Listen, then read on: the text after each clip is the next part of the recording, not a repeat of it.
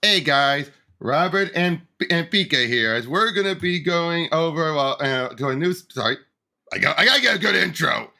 Gotta get a good intro to this. But welcome to another stream of a couple of geeks talk.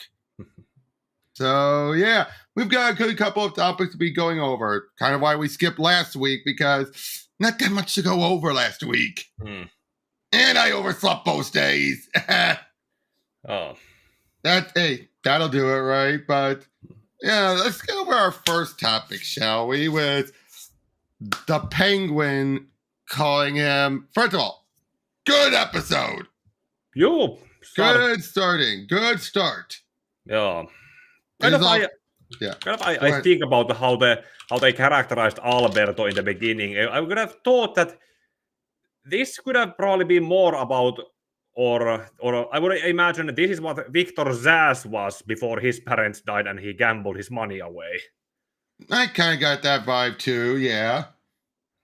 Since we also just recently went through Long Halloween and Dark Victory and seeing a different Alberto compared to the source version.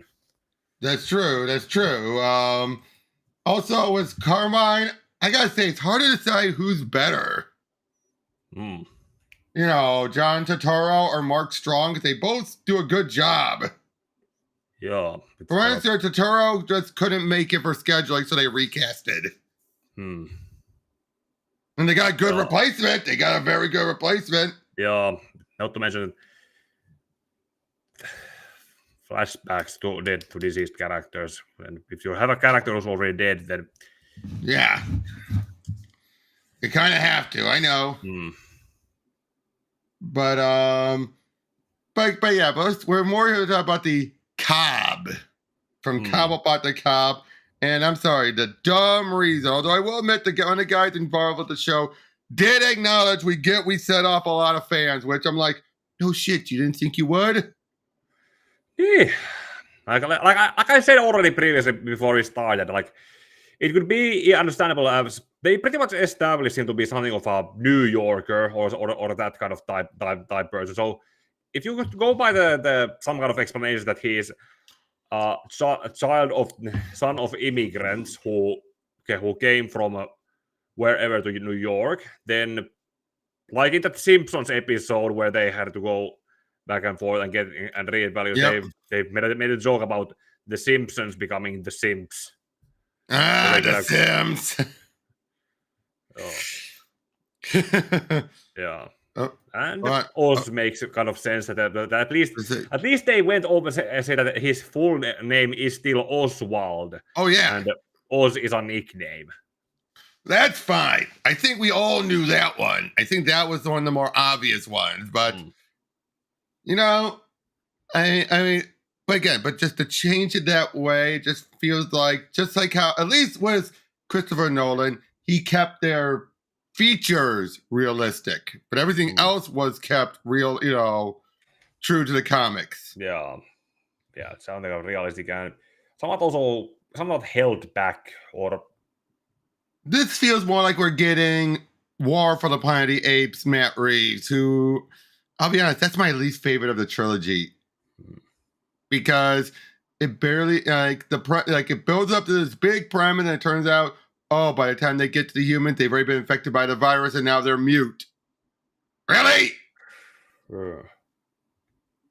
know what I mean? It just felt so anticlimactic. Somewhat, yes. But felt a little artsy, if you know what I mean. Yeah. But I did like how there was someone who actually did ask one of the showrunners about, does it tie into the Court of Owls? And you could definitely tell, like, I'm not liberty to say, but. Now, do you think it is, or do you think it really truly was purely, we want it to be realistic? Could be either or, depending on the if it is coincidental, then it's hugely coincidental. A huge one. That is huge. Like you can't tell me they didn't know. You can't tell me that Jim Lee didn't tell him. Right? It's like you can't tell me that Jim Lee did not tell him. You do realize we have a character with the last name of Cobb, right? Hey, And by that connection, that will also make Penguin also kind of related with Dick Grayson when it comes to that, since William Cobb was his great grandfather. That's true too. So again, it just could not have just been a simple reduction. It just couldn't be. I hope not. Especially because the rumors are that the Batman Part 2 is what to deal with the Court of Owls. That's the rumor. Oh, that would actually, if they decide to go with the Robin route and getting there, then that would actually have a the conflict would be built in there. Oh, I just realized. It would also be similar to Gotham Knights, how Penguin had to deal with the court. Remember how he was basically like let's try this again, but with some better ideas. Not saying Gotham Knights was bad in its idea. Yeah. His execution, on the other hand. Although, let's be honest, Gotham Knights is still way better than Suicide Squad killed the Justice League. Yeah, I just recently saw some review where someone talked about it, and in the comparison, Gotham Knights was better. Not by a large margin, but still better in comparison. I think what helped was that Gotham Knights got pushed back from being a full live service to being a live service with the live service stripped out. That's clearly what it was. Speaking of, that's a bad transition. But let's also talk about Disney, shall we? Let's move on to Disney. We'll move back to Penguin eventually. I want to get to our main topic points first. Yeah. But Disney recently apparently came about saying how, because of Lightyear with that gay kiss caused so much issue, we've decided we had to trim it out from Inside Out 2. Now, I'm of two minds here. I say one thing, they need to have a leash. With how so many creators abuse the freedom and sometimes will have it go dominate the show, it deserves to have a leash on it. But for the reasons, it's dumb. Like I said, though, because let's be honest, how many creators will, the moment they start to put in there, they end up focusing too much on their agenda? You know what I mean? Like Turning Red lucked out because they had a pretty good finale. Yeah. You could say that some creators probably use them as outlets to with their creativity. That could understand there, but leash on it or to hold it not going somewhat too far with it. But then there's also like I said, it also depends on the marketing. Oh yeah, the marketing is also the big problem, and that's the biggest thing because it goes into two directions. You have, we're just going to placate them and then make a big deal. Well, look how gay it is when it's just one little scene, and then they feel like you're just using it for marketing ploy. Or you go the other extreme, where it's the creators just don't care about the audience. They don't care about telling a good story. They just want to put something in there because they want representation on the screen. It's those two extremes. It's either not enough or it's too much. Hey, Tavia. Hey, Tavia. Would you agree, though, that's the two extremes? Yeah. It's either too much or not enough. Yeah, that's the Finnish equivalent is äärestä laitaan. Which you're just translating it. It's just Finnish equivalent like that. Like, look at my hand, like äärestä laitaan. Right. And there's the best is in the middle. I think Inside Out 2 was a great in the middle. Because with Inside Out 2, I still remember when the trailers came out, you already have people saying, "Oh, it's queer. Riley wants to bang that girl." And it's like, she's a freshman, that's a senior. Really? You know what I mean? Remember that when that first came out, people were like, "Oh," it's like, why do you want to jump on that? What is wrong with trying to have people want to be friends? Why do they always want to go to, she wants to screw her? Some weird projection. Yeah, if you know that's been on the rise lately, it's like nobody can just be friends anymore. No one. Yeah, we're aware of that, Tavia. We're aware of that. Yeah, the French. But if you notice that, isn't that really getting on your nerves too? Just this whole notion that, again, nobody wants to be just friends anymore. It has to be, they have to be in love. They have to want to screw them. Yeah. You could actually come. That reminds me about something ironic there, because in Finland we had this. We still have one of Finnish soap operas, and one of the longest running characters there have been. In the early days of the show, this character was a homophobic single father who, when confronting his gay son who came out, he said something like that thanks to the actor's performance was so hammy that many people on YouTube have edited into being all kinds of different remixes. He just he said something along these lines that go ahead and party with the other perverts. Go get some kids to go marry some gay guy, have kids, and then there's kids on the gay too. And the way how the actor delivered that line, that has been remixed to Hell and Back. And there's a music video that someone also made about it. And then those kids into gay guys too. And then those kids into gay guys too. That's something that on loop that someone did about 10 years ago. Yeah, and by the way, Tavia, that's exactly the point with Lightyear. It was the marketing's fault. Marketing just doesn't know when to shut up about it. And we agree to that. Marketing just has no clue when to just let it be on its own. But again, like I said, they do need a leash though. Because like I said, look at how many of these games out there that they're either like that stupid stream curator list we went over. Yep. Some of it is minor, but yet for some people it's a huge deal. Like, let's put let's have it be in the character creation. It's just body types and not genders. Who cares? I don't care. Yeah, Pokemon is switched out of that. Remember how we used to have Professor Oak ask, "Are you a boy or are you a girl?" And now it's that both went to the thought. Did you see anyone complaining about that? No, they just kind of. Since we don't have Professor Oak anymore, then it just went to one from one to the other, and it's just Yeah, but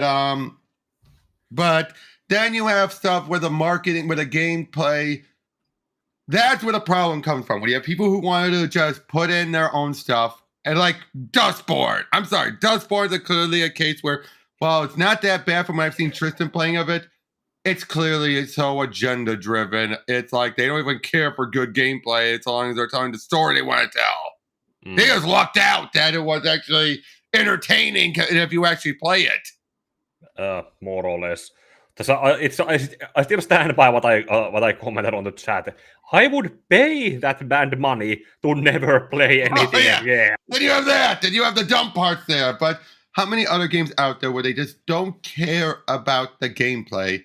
They just care about the agenda. That's where you have a problem. When it comes to games, when it comes to movies, when it comes to comic books, if all they care about is the agenda, that's a bad thing. They refuse to market some gay couples like, say, Wiccan or Hulking. Yeah, that's the weird thing. They are much more willing to just make a big deal out of something minor than they are something major. Unless they're changing the characters to do it. Then they're all in your face about it. Yeah, someone explain that to me. Not to mention that's fleeting. Give it or take it something of like a few or more months or a year. No one remembers it anymore. Or if they do, or if someone does remember, that is a hard to notice minority of people. Agreed.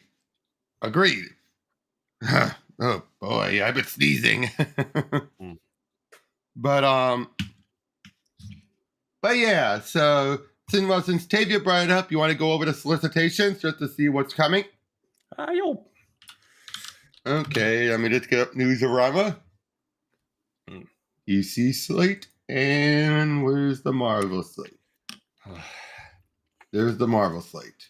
We're gonna just you and I are probably more gonna focus on DC than Marvel, of course. Yeah, I don't read Marvel much. Same here. Marvel's my as I've said. Besides that Craven's Last Hunt, I just randomly found it on the academic bookstore after I came back from this. Well, it's a classic. Yep.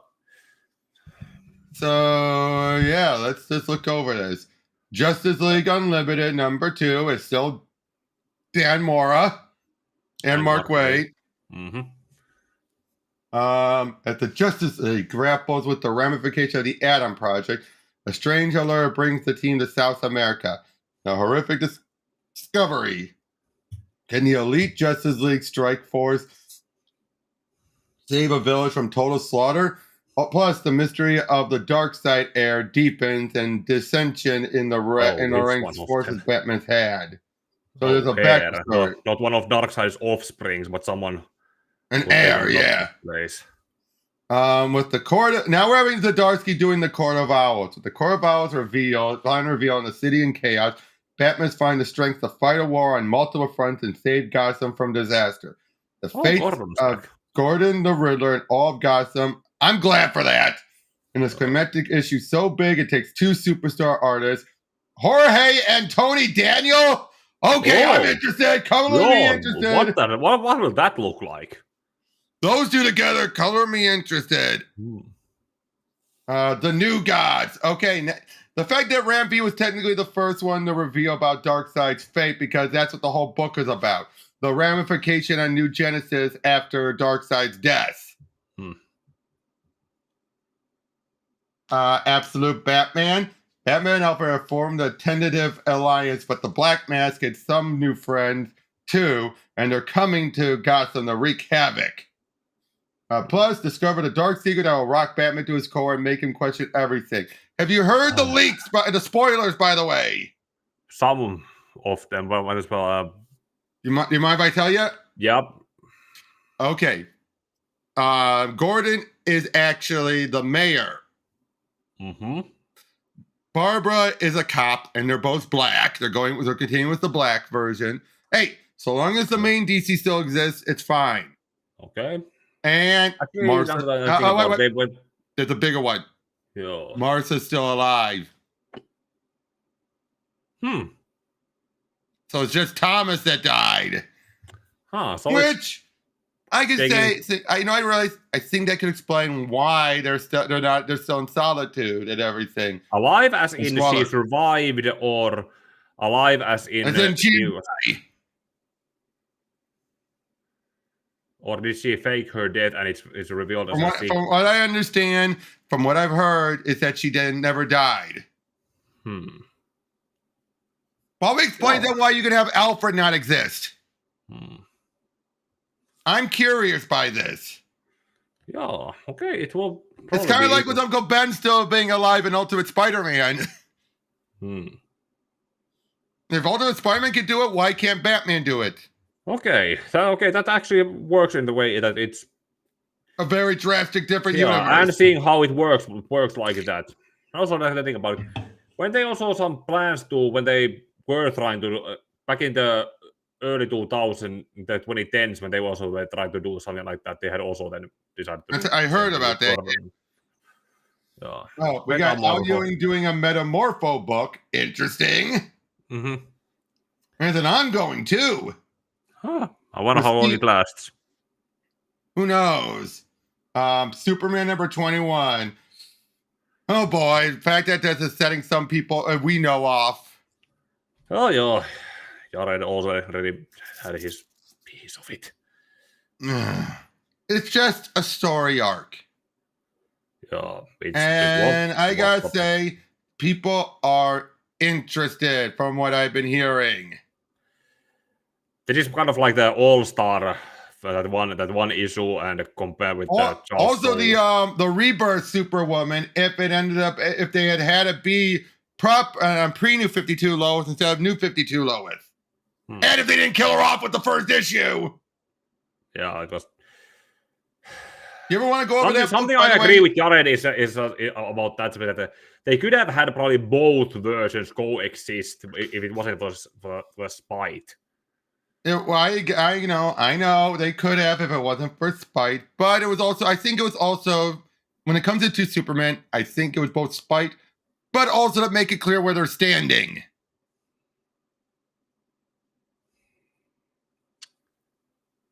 Kind of like how New 52 was in the first place. They had to cancel the pre-New 52 to make a statement. Oh boy, I know Triss is not going to be happy. We got an army of peacekeepers. Yeah, Peacemaker has... Peacemaker, why do you keep saying keeper? Oversaturated to some point. Like, I understand John Cena's casting and his performance. Yeah, that was a good version. Thing. But yeah, okay, it's a new version. But is it like Peacemaker? Are they basically making him like OMAC? An army of OMACs? So they're basically replacing an existing character with another one. Well, to be fair, if you want to do cloning, I think Peacemaker is much more way to go. But yeah, the Lazarus Corporation. That sounds like a meta commentary on the fact that you take something that is too much of a good thing, and then it gets oversaturated into being a no more. That's probably intentional. Oh, we got Bruno Redondo on Wonder Woman for this issue anyway, as we're having Diana deal with Detective Chimp. Oh. Wait, they're already needing a villain? So then again, no, Daniel Sanfare is also working on the DC All-In issue, if I recall. So that's probably why. Yeah. Absolute Wonder Woman. A harbinger is but a messenger.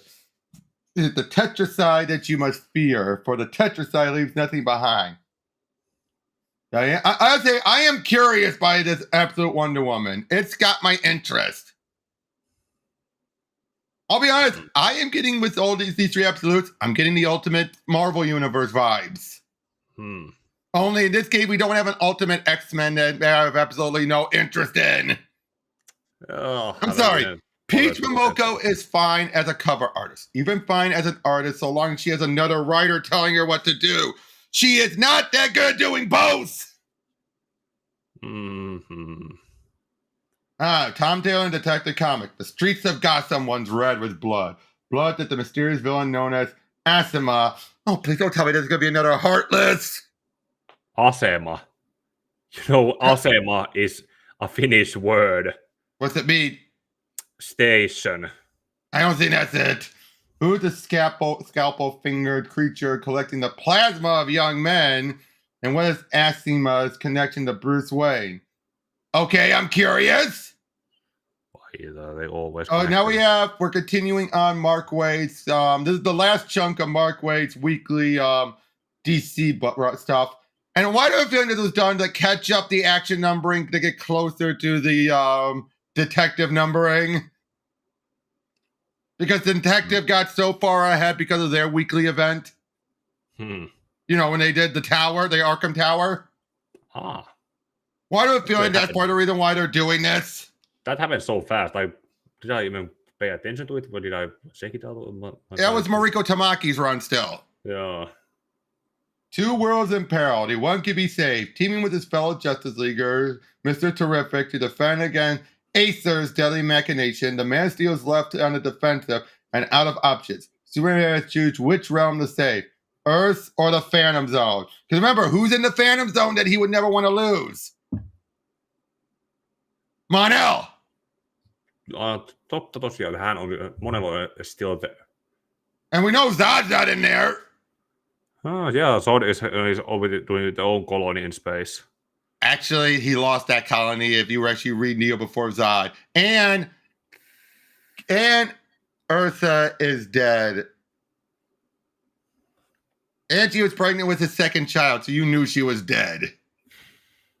So now he is a fugitive on the run from... You know what I gotta say? I will give him Bendis props on one thing. This whole United Planet thing gave the DC Galactic stuff a great new villain to use. Because of just how much that Jeremy Irons and the others have been using him as a villain.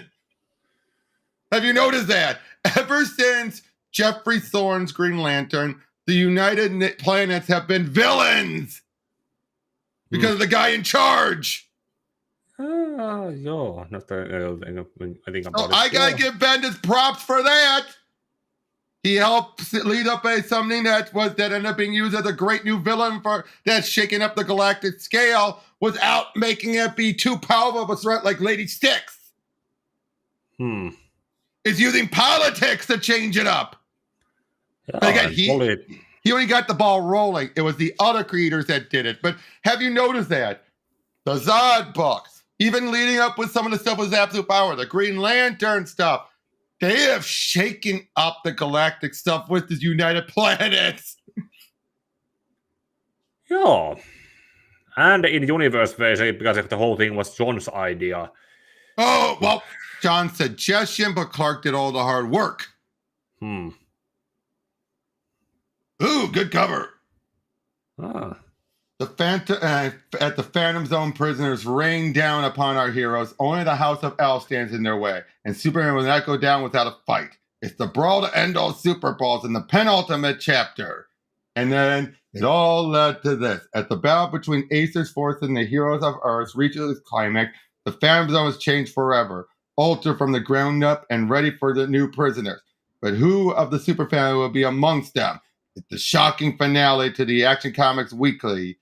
I gotta say, I do like this whole thing, because I remember when I had Mark Waid on, he said his Action Comics run was going to be about him answering a question that he's always wanted them and asking about, in this case, clearly the Phantom Zone, which I'm curious on.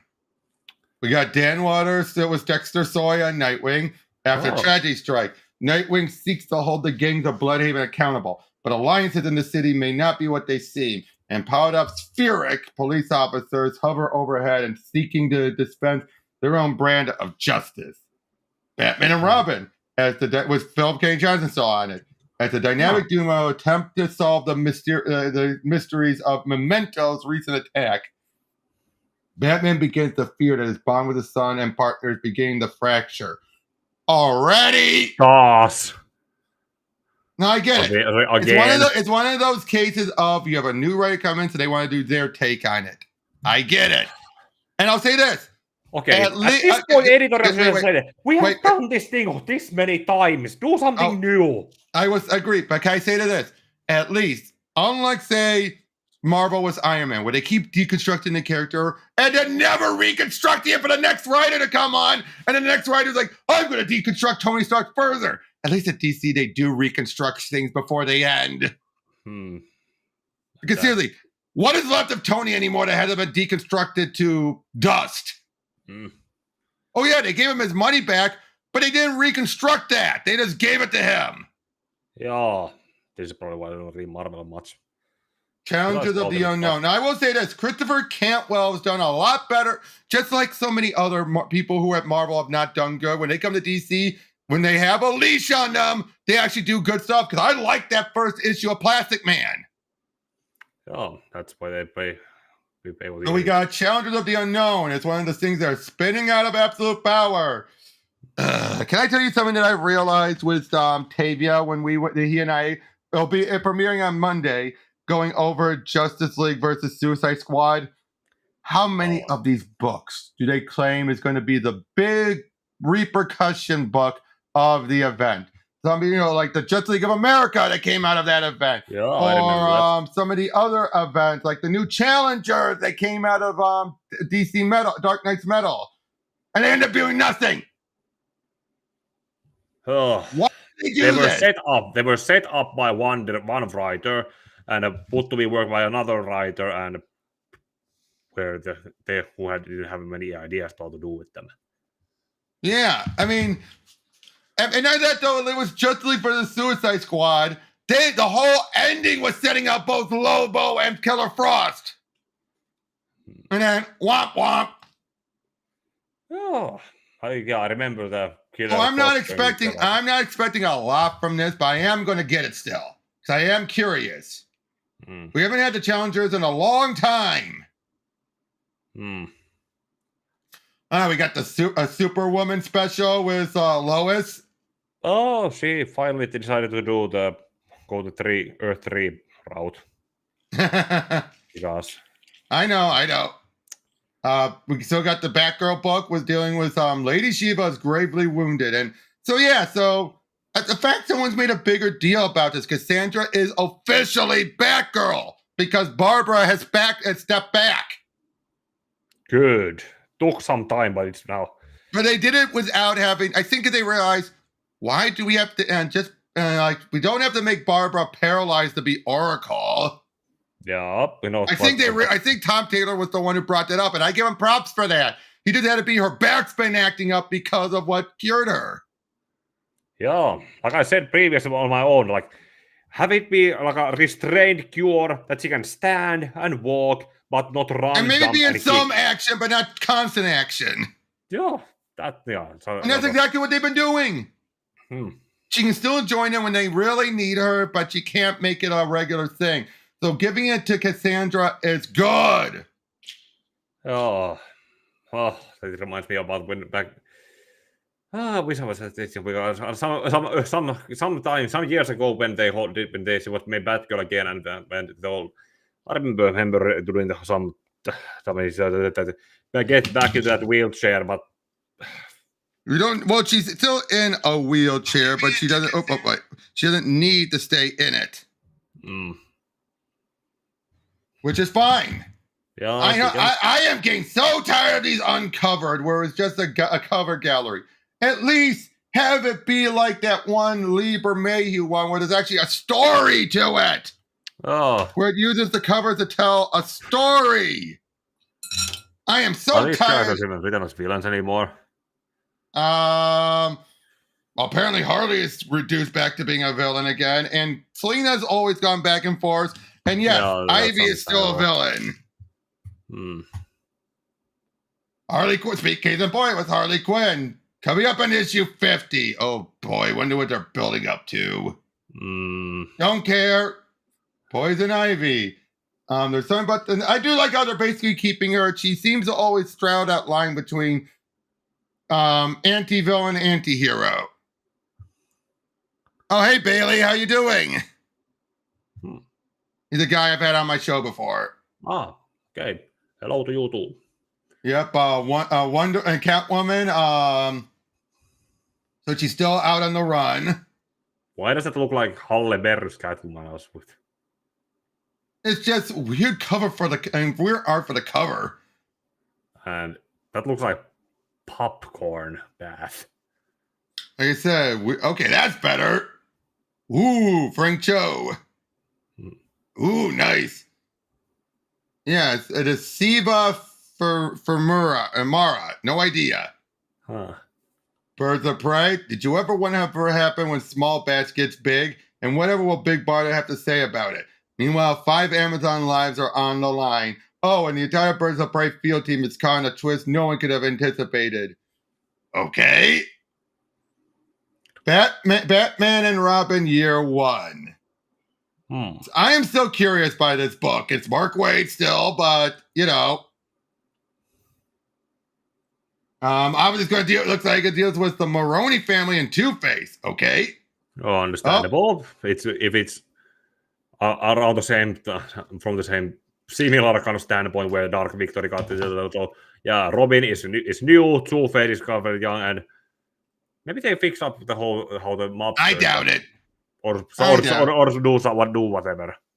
Yep. Okay. Here's last Halloween. What did you think about when I showed you that article about what each artist deals with a different villain? Well, it's a way to go with it. And they have their own ways to pay tribute to Tim Sale. Yep, and Cliff Chang, he definitely has an art style that matches. Maybe not the coloring, but he definitely has an art style. Yeah. So yeah, with a life being precariously in the balance, the boy. I gotta find that article again. Hold on, because we can go over that article. If you send me the link, so it's probably yeah. I'm going to it. And then we could go also that other tweet you sent me. Yeah, that was a kind of random find. I saw that find not long after you sent it. Where's that article? Where is it?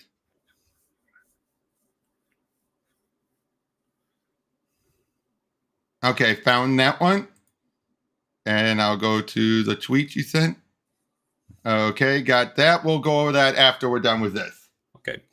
Oh, we got a new Batman. Is this a black label? They're not saying if it's a black label or not. Early years of career, the also the mystery. Yep, it's Dan Waters, called Dark Patterns. Case 1, We Are Wounded. A series of sickeningly gruesome murders that sent shockwaves through Gotham. Are these the random works of serial killer, or is there something more sinister at play? I'm curious on this. Feels like this is going to be more like Batman the Night, it feels like. Probably. Oh, the final issue of Brave and the Bold, they're ending it. Should probably go over it. Yep. Two-Face is getting his own series? Or is this a one-shot? Yeah, I would agree with that, and Bailey. Superman has been constantly good since Dawn of DC, yes.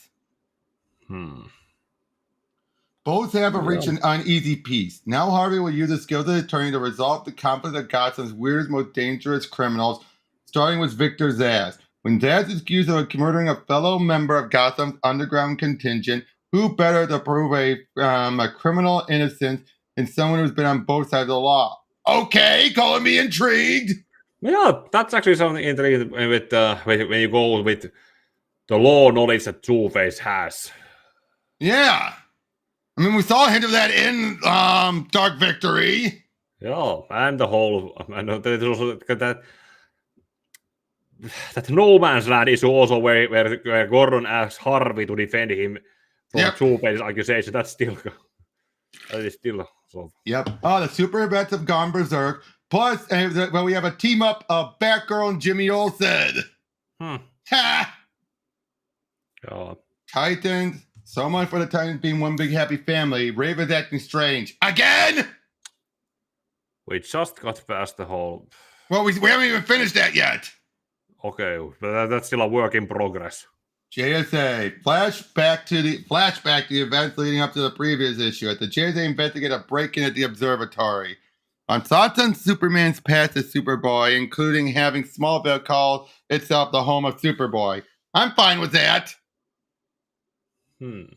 I'm fine because originally they were going with the blurb because they still weren't sure if they wanted to keep Superboy in the past, but now that they're confirmed keeping it, I'm good with it. So yeah, it looks like we got they got break into Ted Knight, the Observatory of Ted Knight, the original Starman. Where is the Tower of Fate? And apparently there's a rift between Jade and Obsidian after the disappearance of Alan Scott. Yeah. We got Tom King and Black Canary. Brandon Thomas still in Black Lightning. I'm still curious on this one. Simon Spurrier still on Flash. How much longer is this run gonna go? I haven't even bothered to touch it. What is happening in it? I'm barely keeping an eye on it. I'm just doing it for completionist's sake. Oh, we got the Civil War going on. Saros, that was the guy's name. Saros, the guy in charge of the United Planet, has arrived on Oa. Hellbent destroying everything in his wake, with only Hal joining the other lanterns to stop him. Meanwhile, Kyle uncovers the secret of the Source Lantern, as Varen moves to gain its power for its own. The Green Lantern universe flies towards a new status quo as our heroes contend with the nefarious forces gathered against them. You got more with Green Arrow as dealing with a new villain named Freshwater. Or no, not villain. It was a disaster, but there's a killer from there. Jeremy Irons is doing a Green Lantern and Green Arrow one shot. Yep. With the Flash involved. Power Girl. Why is this book still going on? How did it get enough to keep going by this? Oh yeah, Bolly's right. Looks like the retro boot Legion is back thanks to Jeff Johns in the recent Justice Society. Huh. Shazam is still going on. That's really good. Okay. So Mr. Mind's going after someone. The question, I'm curious on this one, was a new, Renee book. Milestone is still continuing on after what happened during the with Brainiac attacking during the Icon versus the armor guy. Oh geez. Who's the armored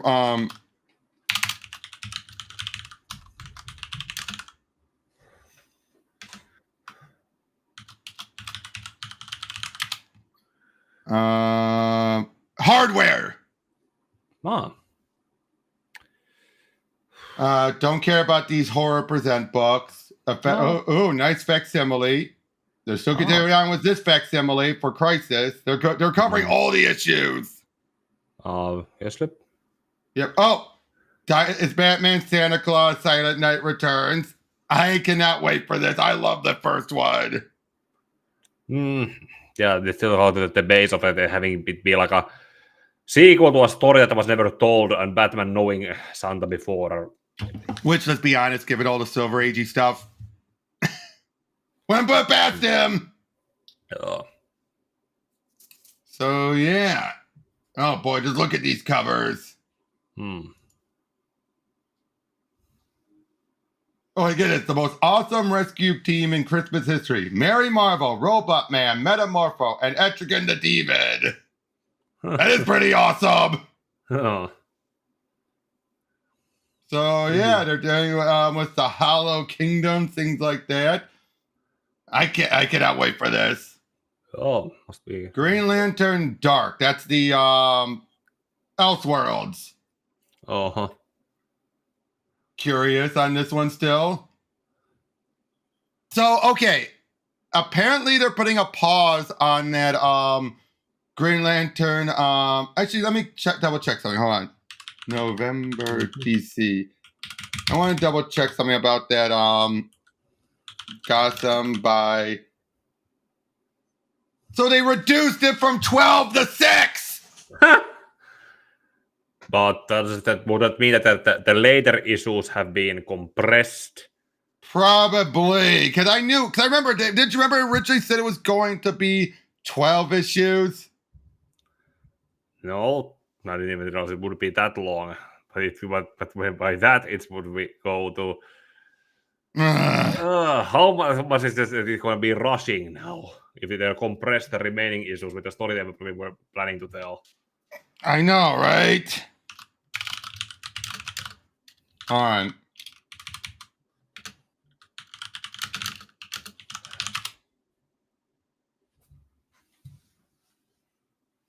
Yeah, Andy Diggle did a thing earlier. It's even saying it was 12 issues, and he said that 3 months ago. Harmin paikka.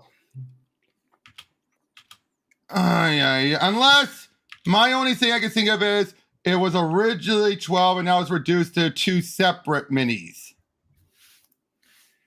That's the only thing I can think of. It's been reduced then to 2 separate. It's like it's been split in 2. Because this was 3 months ago he said this. Yeah. So I do not think he would have had a chance to reduce it. So my guess is they're probably going to just chop it off here and then do the second half later. That's one way to go with it.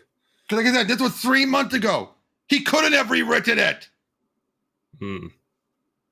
Oh, wait. He didn't say it was still 12 issues. He just simply said it was issue 1, and he had just done a 12-issue book on The Expanse. Okay. There's my misunderstanding. Okay, that makes better sense.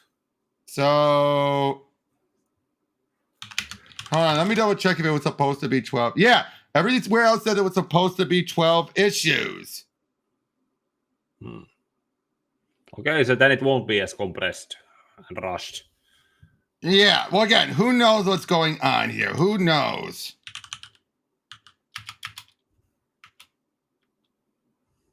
Oh wait, no, even it says here it was originally through a 12-issue story. He did respond to that. Going back and forth and back. Okay, and so forth. yeah.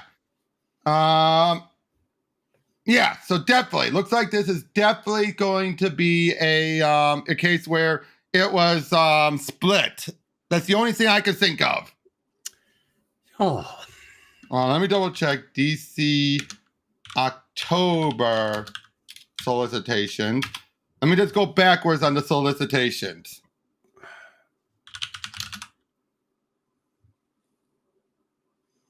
Okay, still set 5 or 6 in October, then September.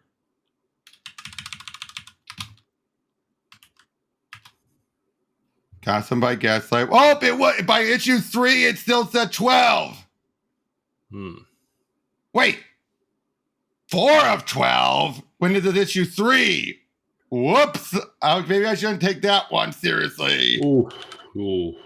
That is bad on that is pretty bad.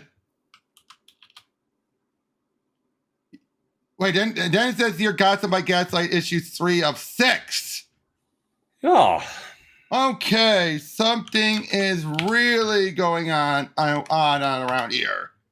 Yeah. Let's check July's. Okay, that's where it said of 12. So something happened at some point.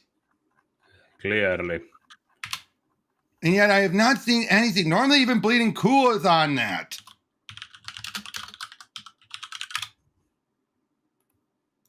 Yeah, normally they are on it when it comes to them being reduced, but not even they seem to be on the ball. That's weird. Yeah. Well, anyway, so we still got Dark Knights of Steel. Oh, hey Ingrid, how's it going? Ooh. Oh, that's what. Yeah. Oh, and I saw what you said earlier, Bailey, about treating Jimmy Olsen as Superman's Robin. Yep, that's cool. That's kind of up. Yep. Cool. DC versus Vampires, World War V. Now, this one is still staying to 12 issues. Not surprised. Yeah. I don't care about that. So Did Barbara survive that bombing? Apparently.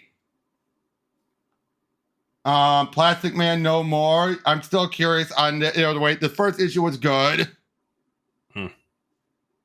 Gargoyles of Gotham is finally getting the new issue solicited.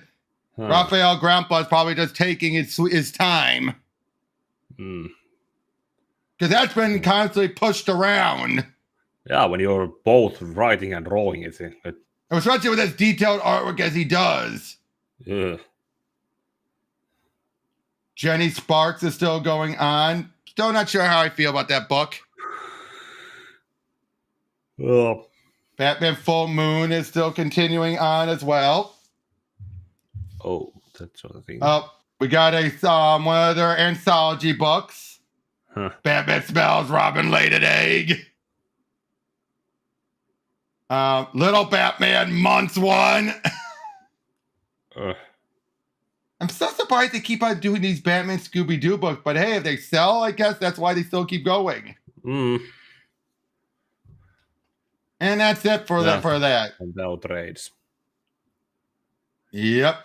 Nice choices for the compacts. DC, Static Season 1, Superman Birthright, Batwoman, Longbow Hunters. That's a good. These are different. Those are different trades. These are their finest. Those are the ones that are $40. Oh. Those are not the compacts. Yeah. Basically, I think it's their equivalent of the old DC Essentials. No, they still keep reprinting that story. Ooh, Absolute Red Sun. Red Sun's getting the Absolute Edition. I think that deserves it. I wonder how many people keep rereading the Judas contract and still ignoring that Grant existed in it, Joseph existed in it, and Tara was not a nice girl. Yeah. Because that still gets on my nerves how people keep on singing because of the anime series that, she was a sweet girl. She was never a sweet girl. Ever. No. And not to mention, I ended up muting people who talk about because I wanted to bring up in the actual comic. Slade was never even shown touching her until Joseph possessed him, and they kept showing me images like the other history of DC universe and that don't count. That don't count.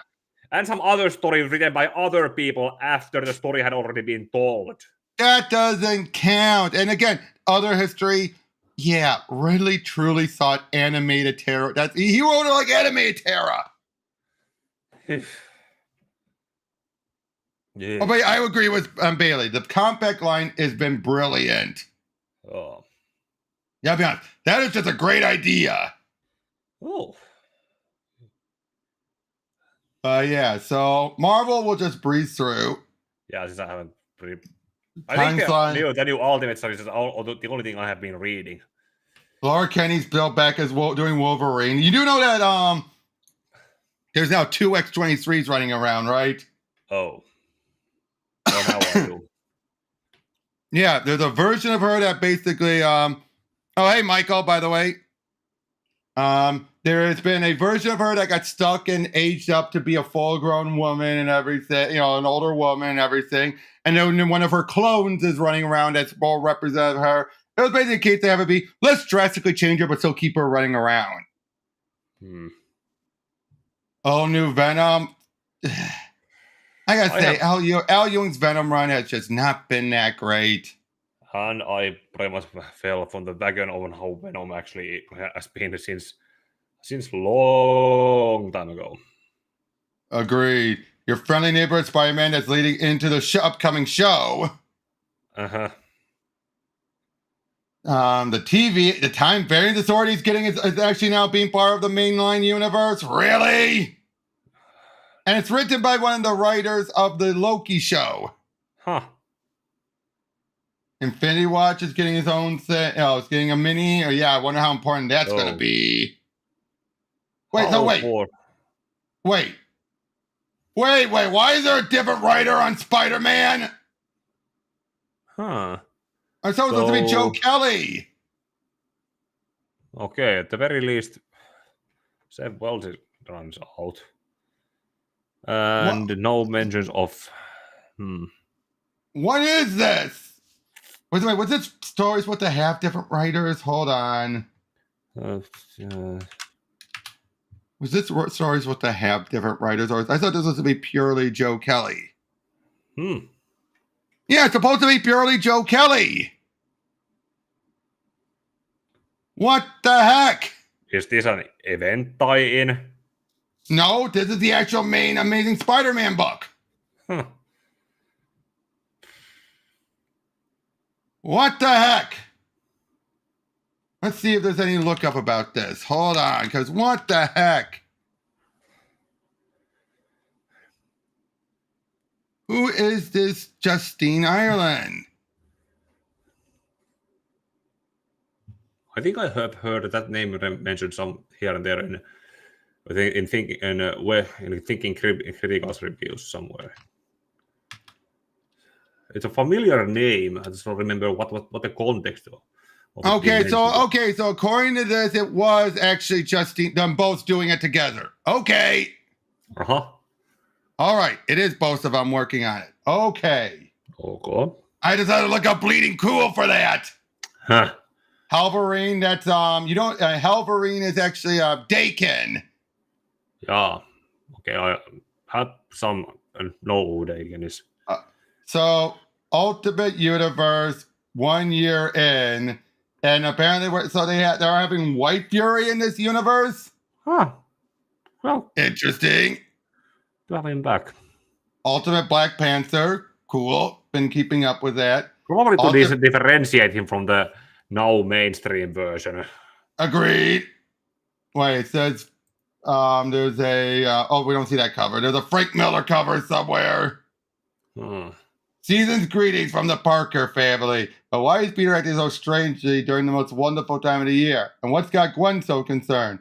Don't miss the thrilling conclusion of the second arc of the first year of Ultimate Spider-Man.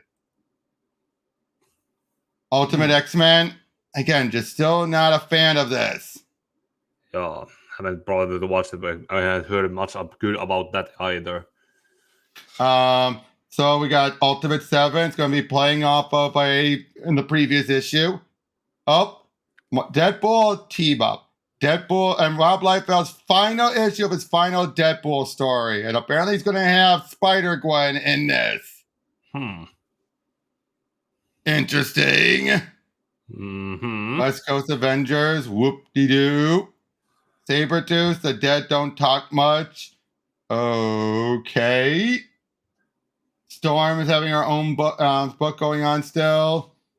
Psylocke, Mystique, so many different stuff here. I just don't care about what's going on with X-Men currently. I don't care.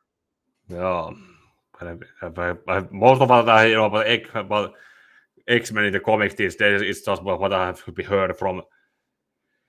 Phoenix I think Regal or just some guy or when the boys actually still cared. Yep, again, just a lot of good art and writers. I'll give it that. Jeffrey Thorne and all that. What is Mark Russell, Stephanie Phillips, Kelly and Lansing.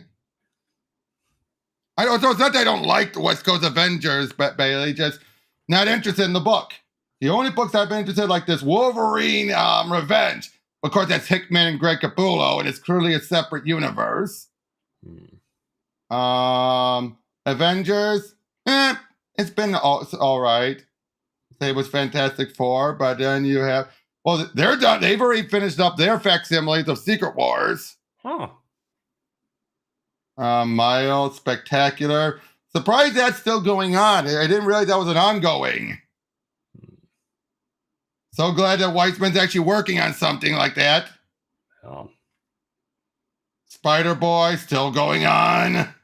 Someone who was basically retconned into existence. Yep.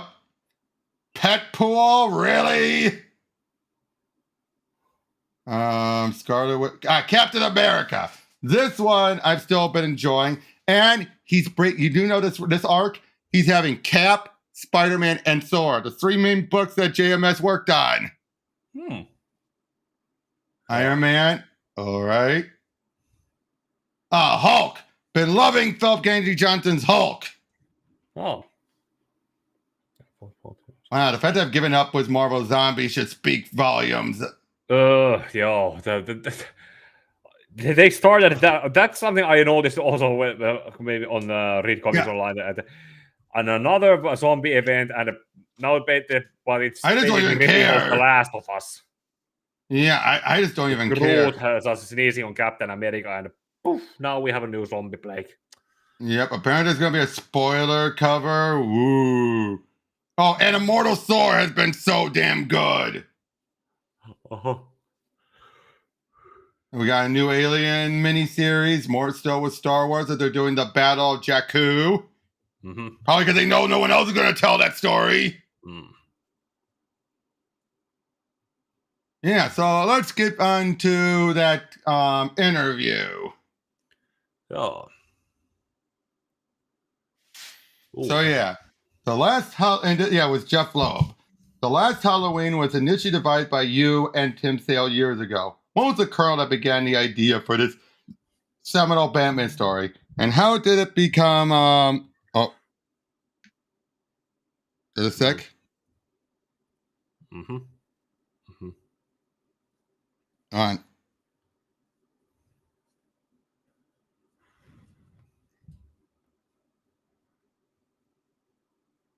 On.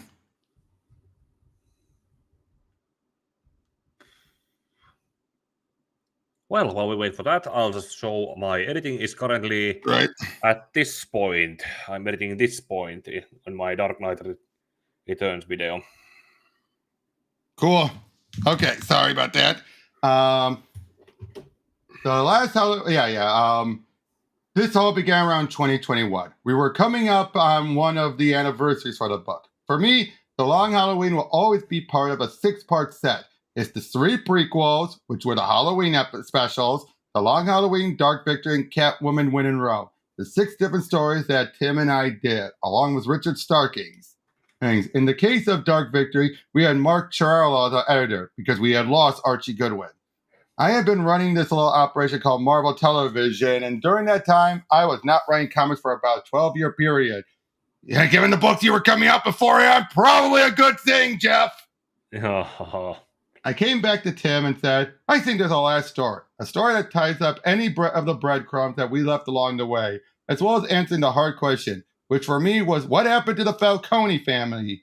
Here was the empire that was taken away from them in the Long Halloween, and then they struck back in Dark Victory. But we know that in present day, none of those characters exist. I guess he skipped out on Tony Daniels stuff. And no one told him. Yep. Except they keep showing up in the movies, TV shows, and animated things. And that's amazing. The fact that Chris Nolan, Matt Reeves, and that Sophia Falcone is going to be in that new Penguin show on HBO. Ah, that's why! He felt like they've been using our characters. We should do one more story. Yeah. So as in, they made this story, and what have you been doing lately? Well, maybe you should do something like this lately. Yep. We did this special, which, to be perfectly honest, was because I think DC wanted to know if we could still put out a book. Because committing to a years-long story of madness, they were like, let's start with this special. I believe that. Which is why it ends with a to be continued feel to it. Sure enough, as soon as it came out, they called and we're like, let's do this now. The good news is we have a 10-part outline for what the story is going to be. I got started and wrote the first 2 scripts, and then Tim was gone. I didn't even think about the Long Halloween. I had lost my friend, my partner. This guy I talked to all the time about stories, music, art, women, and everything that you could have a best friend do. When he was gone, I took the scripts and put them in a drawer and said, that's the end of that. About a year went by, and I was talking with Richard Starkings and Mark Charlo, and they helped me think about it a different way. Instead of thinking about the story that I'm going to do without Tim, what if we did it as a story for Tim? I say that's nice. Yeah. Of course, then the big thing is, though, we went to DC and DC Lab and said, doing a 10-part story with 1 artist is at best a nightmare. Doing one with 10 artists, go ahead and act. But how are you going to find these people? Well, like who's going to drop what they're doing and do 24 original pages and the cover? The answer is everyone, because everyone loved Tim. Yeah. Do it for him. Yep. They first asked Eduardo Risso, told him that he's got to do, and what he's got to do this with Tim, but Tim can't do it, so it's for Tim. And he was like, I'm in. No one asked what they were doing, what the project was, which characters they were doing, nothing. As soon as I said it's for Tim, they were all in. That is camaraderie, and that is respect. Yep. Starts off with Eduardo. Next is the Penguin, which is with legendary artist Klaus Janson. The Riddler is with Mark Charlo. He's an editor that actually draws too. The other team, Tevia.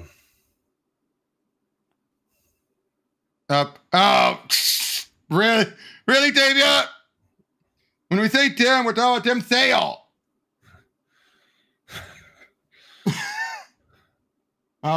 We have the legendary Dave Stewart doing the color on the rest of the book. Cliff Chang, who is a remarkable storyteller in his own right, is doing a real Robin story. Bill Sienkiewicz, who everyone said, you're absolutely out of your mind. You want Bill to do 24... not Sealy. Wait, what? Responding to Tevia. Oh! Tim Sale! Yeah, the artist who is not with us anymore, not the writer who is still with us. Yeah, hold on a second.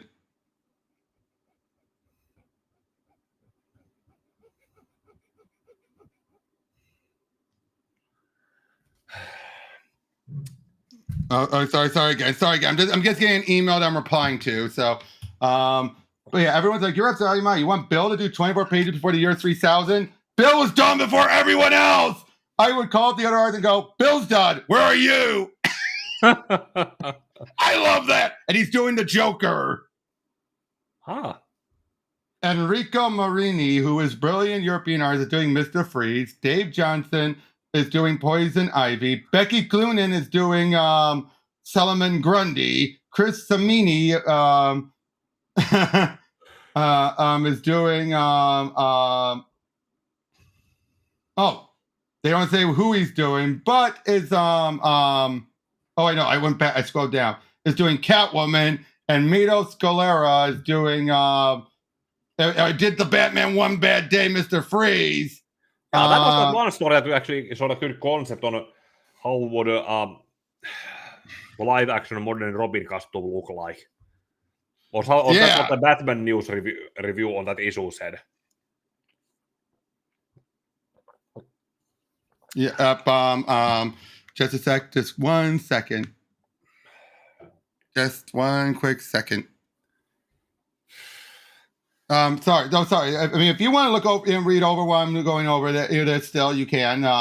They said we want to use Tim's design, so it's the Catwoman Batman from the period. It's an older Robin from the special, which is now the prologue. Everyone's saying River Phoenix. But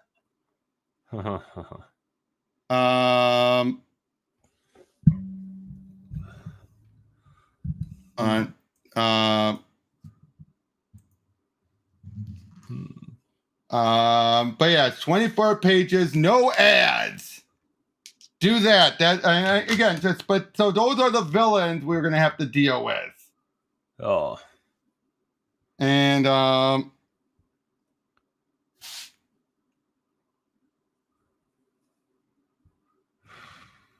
sorry, just 1 second.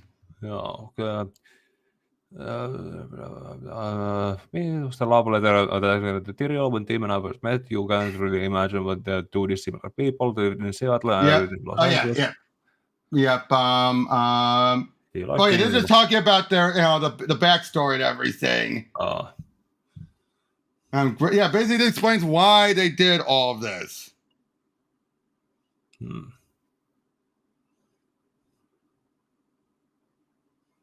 Hold on. The Beatles, what happened? There was something there. Don't know. Batman somehow. It's more that he wasn't meant to be Batman. Meant to be something else, and then a tragedy. He doesn't see that was Harvey. Again, I do. I do like some of this insight into Loeb's mind about this. But one thing I do know is they never bring up is who the holiday killer is. They do not bring that up anywhere in this interview. No. So that's got me concerned. That's got me concerned if that's not going to be a main part of the story.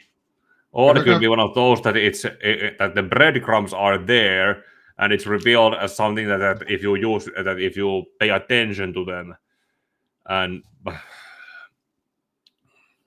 yeah, and maybe it's revealed at the end somehow that you need to go back, read the whole thing, and kind of reread a bonus. You can see the breadcrumbs leading up to that revelation. Yep. Oh, I love this. I get to work with the idea that Glinda Dent, who in some stories was called Grace, that's how well known the character was. Oh, thanks a lot, BTS.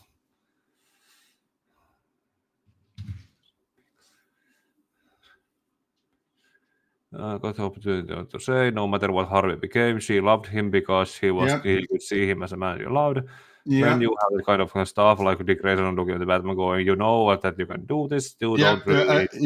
You can. That to be the stuff that makes a real cool Batman story. Oh, when it was going red, something about Red Hulk and blah blah blah blah. Yep. What did I say? See, some people do something so much. I look at them. Yep. Is that a? I think he's talking about how he always customizes things for his artists.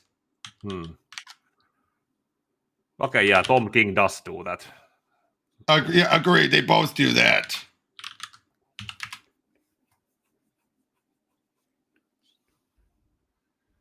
Hold on. I'm just. Come on. Jämähtikö se? Digit saa tak. So I just keep getting an email back and forth with someone, and just trying to help them out. You just say that you're in the. Oh, geez, which one's the best Batman? The best Batman is the one you hear in your head when you're reading. Agreed. No, I agree. I keep somewhat just circling back and forth with different voices and different performances. Will this be in continuity or will it not be? To be fair, I don't think they've ever removed it from continuity. No, I think. Now, let's move on. Depending on if the story has some characters still alive who died in it. Now, let's look at this. What would they do for a casting call for a Dark Victory or, of course, Long Halloween movie? Now, this is back in Wizard, so this was long ago. Yeah.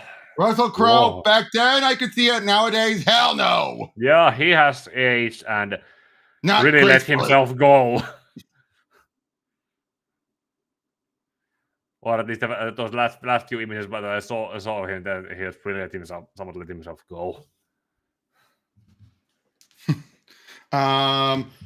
Angelina Jolie as Poison Ivy. Even back then, I'm not sure. Yeah, no.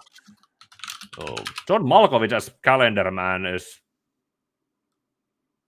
depends on how he is directed. Right. Kathy Bates as Sophia Falcone. Oh yeah, back then, perfect. Well, irony is kind of real with the John Turturro, Alberto. Ironic, yeah, ironic. Considering he got to play the Carmine. Andy Garcia as Mario. Back then, yes.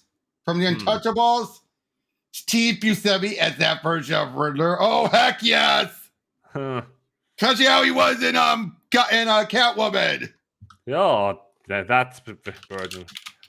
Okay, apparently a loser to be pushed around until he finally pushed back. On.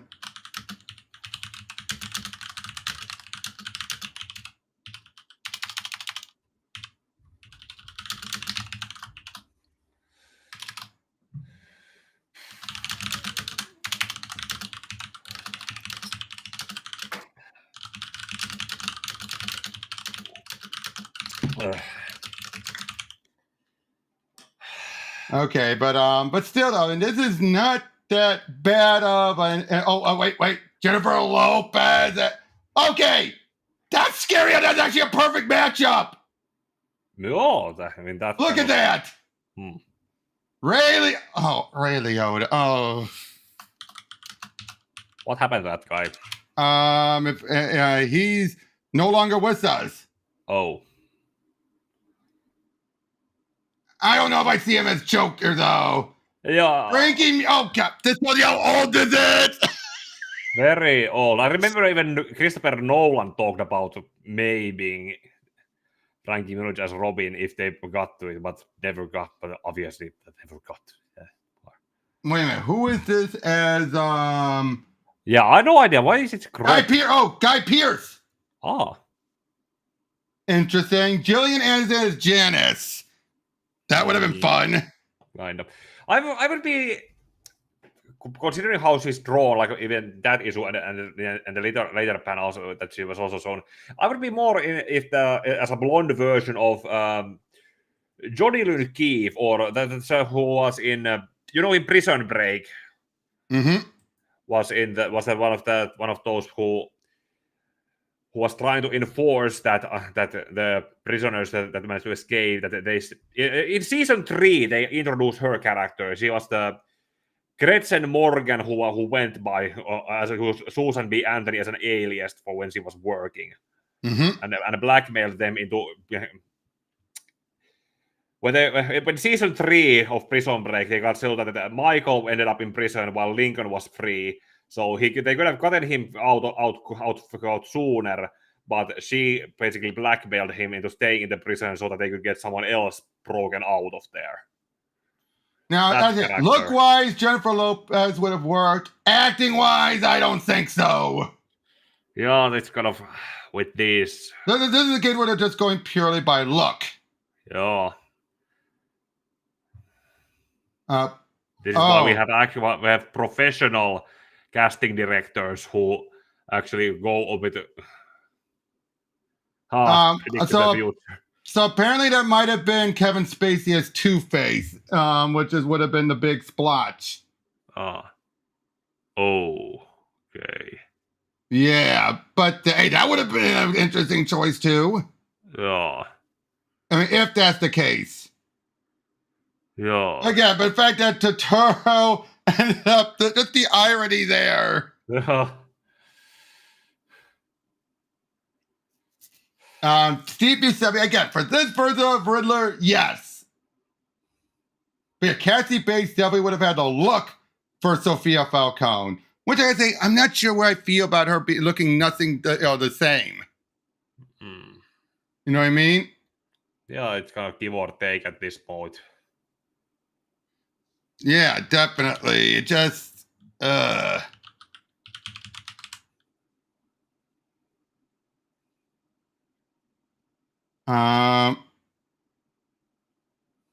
okay, so I'm just looking up Andy Diggle's interview about Kryptonian age. I hear him saying like, now I will say this, he does say this. Kryptonian age is about heroes coming together, not fighting among themselves. Huh. I do like that.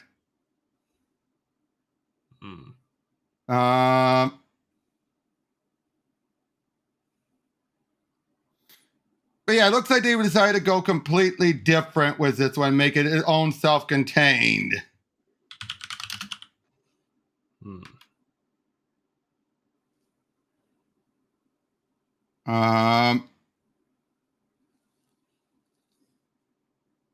Okay, so Ben was keen to revive, and Ben Abernathy was keen to revive Elseworld. I was too busy with other work at the time, so I wasn't officially pitching him. But I said, and if I was in your position, I'd ask someone to flesh out the world of Gotham by Gaslight. What about the other heroes and villains? What about the rest of the world? I threw a bunch of ideas for era-appropriate versions of the characters.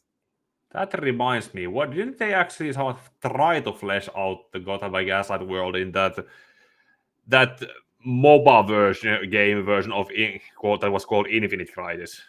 Something like that, yeah. That also got a comic tie-in series. I remember that first version of Lex Luthor was something of a...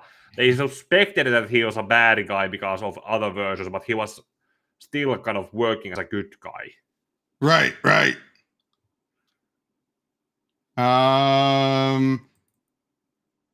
But I mean, no, I know exactly what you. I mean, I know what you. I think I remember about that. Sorry, just doing one other scene very quickly, but yeah, I mean, blah blah blah blah blah. Sorry, but I think we're running out of things to talk about again here because we're wrapping up. But yeah, this. Oh, wait a minute. John Malkovich's calendar man. I just realized that's an interesting casting choice. Yeah, I already said that it would. Yeah, he would probably be able to pull it off, but it also depends on how he is directed and told to. Oh yeah. Malkovich is always depending on how he's directed. Yeah. But yeah, Ray Liotta saw Joker. I just find that weird. Oh.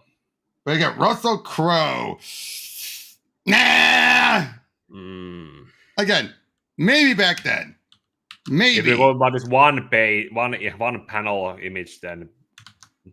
Yeah, but not.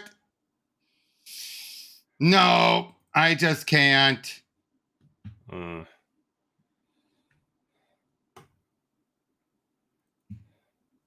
I just really can't.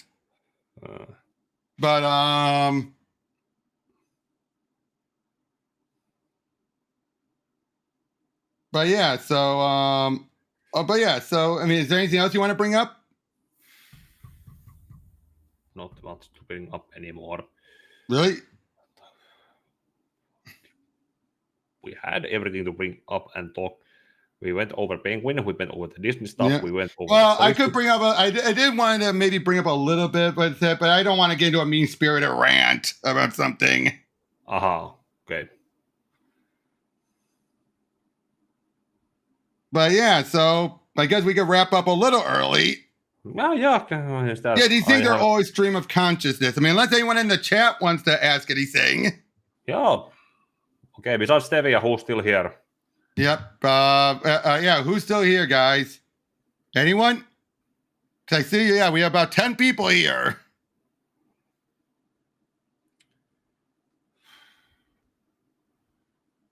Anyone at all? But yeah, the fact that I miss some of these old casting things that Wizard used to do. Oh. Some of them were just like bonkers. Oh.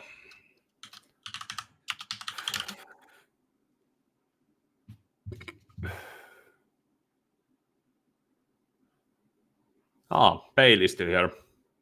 Okay, so yeah, any other topics? Any other topics you want to bring up? If not, might as well Okay, say what's coming up next on both our channels. Yeah, well, for me, I got 2 videos in the can with Tavia going over Justice League vs. Suicide Squad, and then Damien, son of Robin. Yep, and I am currently editing my Dark Knight Returns video, which I had to cut in half because it took because 4 books, so much too much to talk about, and between editing, I'm also streaming the Dead Space remake. Right. Oh, Bailey just brought a good point. Disney's statement doesn't hold true when you notice successes like Heartstopper. He's got a good point there. I don't know much about Heartstopper, but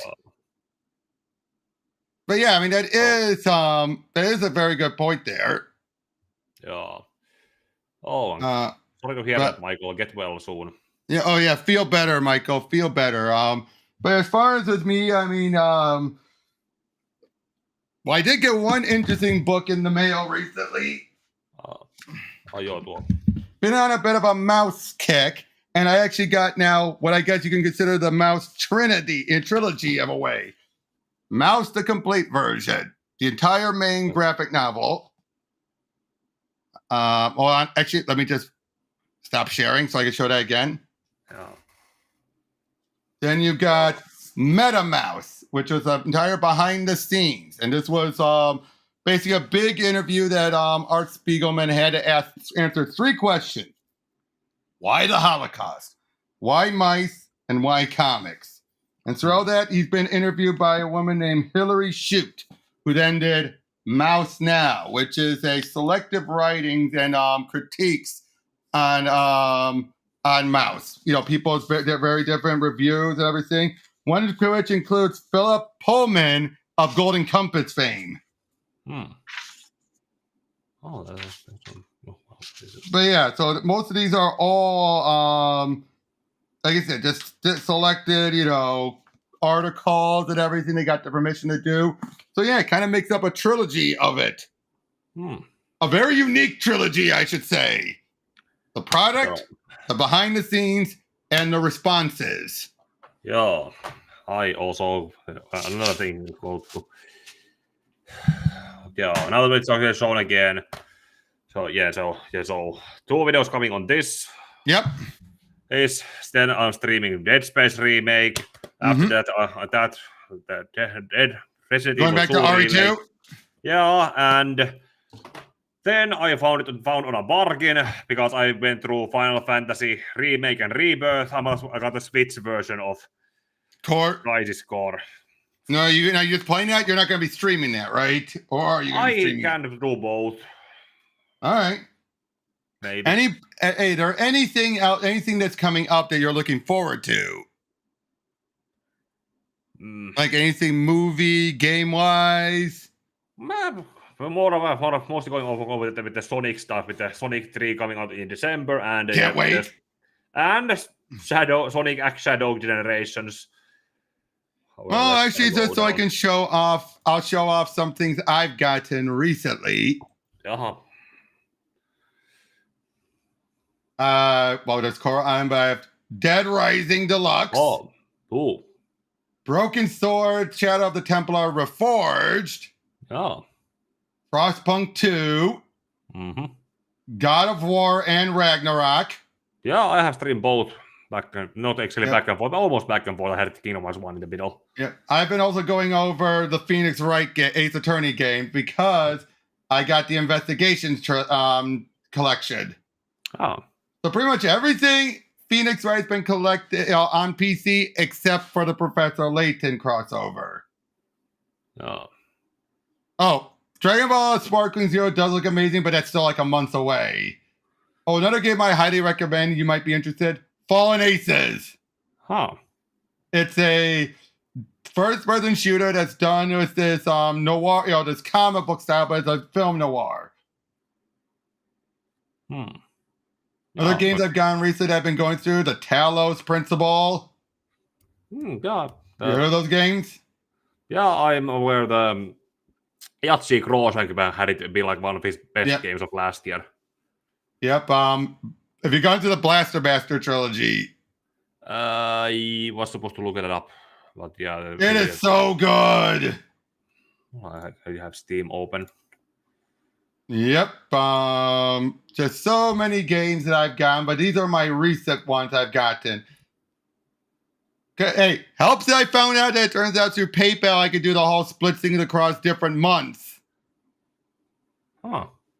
Oh, he brought up the upcoming Like a Dragon Yakuza pirate game. Oh, that was also shown. That looks interesting, but we got a long ways for that. I've been also going through Pizza Tower. Yeah. Interesting game. Oh, this one's a great game. Sulaco. It's a game built in the GZ Doom engine. Actually, Tavia, I have gone to high seas for Space Marine 2. Haven't played it yet. Plan on it eventually. And I plan on eventually getting Final Fantasy 16. I'm not sure how. It's 100 and how many gigabytes in size.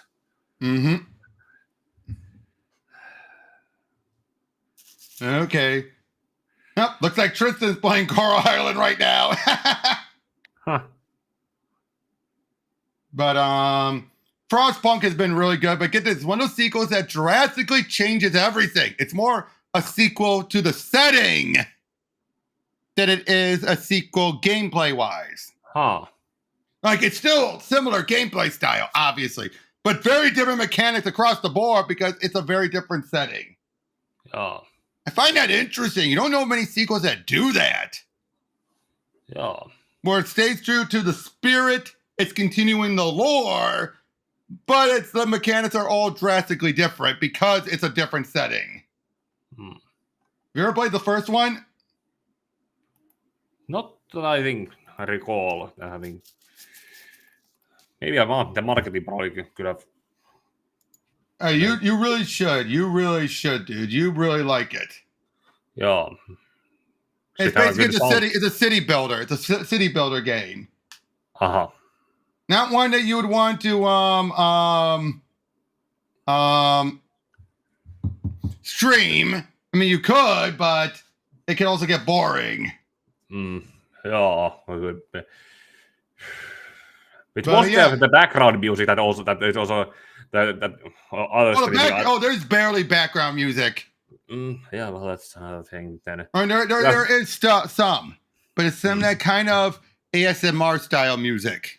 It's more of like a casual type of music that's playing that keeps you focused on the game.